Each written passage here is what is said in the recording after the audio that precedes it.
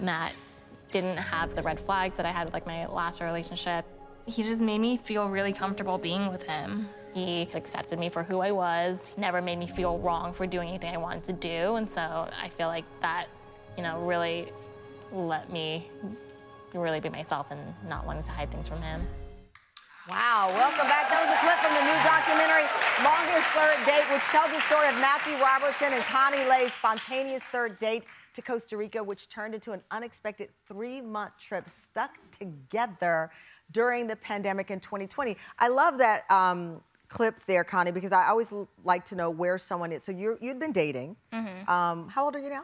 32. You're 32. So you're at that age where you're like, okay, do I want a long term? And you meet Matt in your life. Talk to me a little bit about that, because I thought that was very raw and emotional. I mean, we're laughing about the fun, but that was very real. Yeah, before I met Matt, I was in a long-term relationship.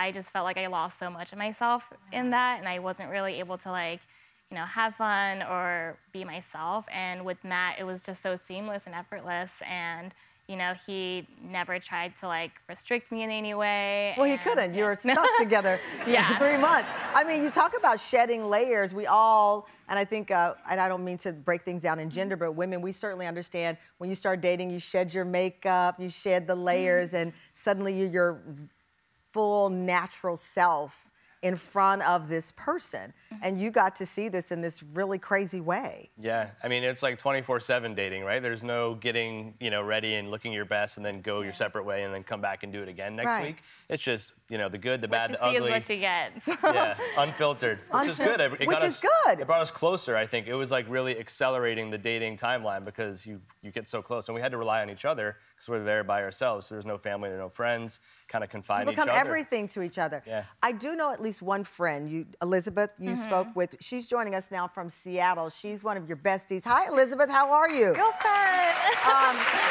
You've been friends since college. When you learned that they were stuck on this third never-ending date, what did you think? I thought she was going to die. No, I'm just kidding.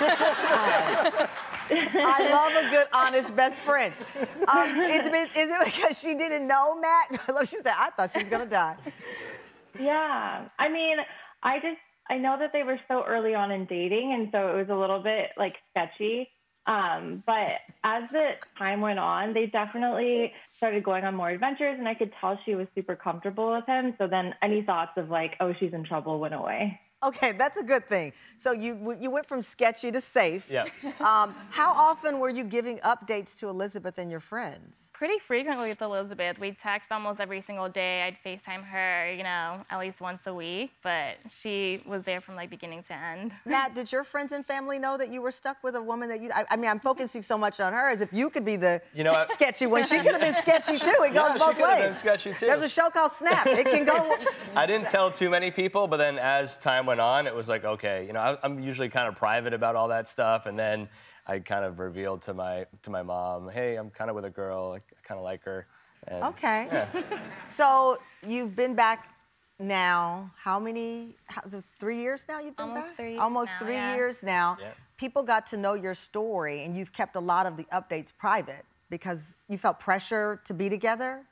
I think for me, it was like I always used to post, and then once I met Connie, I didn't have that like need for validation of like likes and all of that, you know. So I kind of just took a break from social media and was like, let's just. But people were asking like, what happened? Yeah, they wanted to know. They wanted to know. Did you feel the pressure? Like, I got to be with this guy now. I was stuck with him for 3 months. It's in every newspaper. People are talking. Did you feel that kind of pressure? No, not at all. I felt like we just kept going with, you know, when something's good, don't mess it up. And so we the just first kept night back. No, that's true.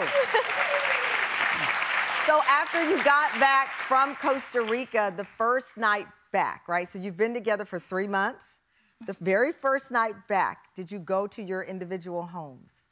We did not. So we took a government-supported flight. We ended up in Houston, Texas. So we still aren't home, and it kind of was another turn to a next adventure. We had to road trip. Oh, gosh. Yeah, we road trip to Maine, where she ended up meeting my parents, and then road trip to Seattle to meet her You can't get rid of this guy, right? So we kept it going. You kept it going. And so, where do things stand? Get over here.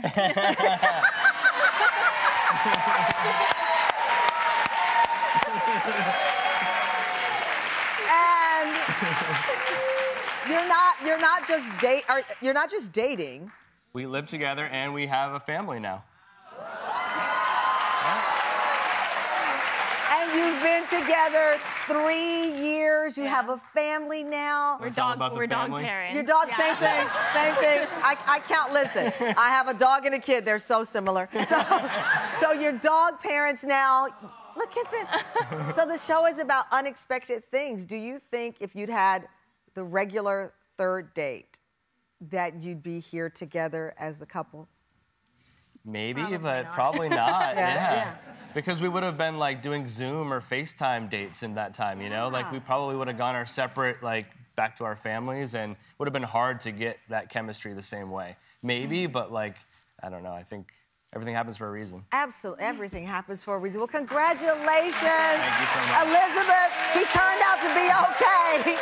Thank you so much. Listen, Longest Third Date is streaming now on Netflix. You had to check it out. Congratulations, guys. I love this story.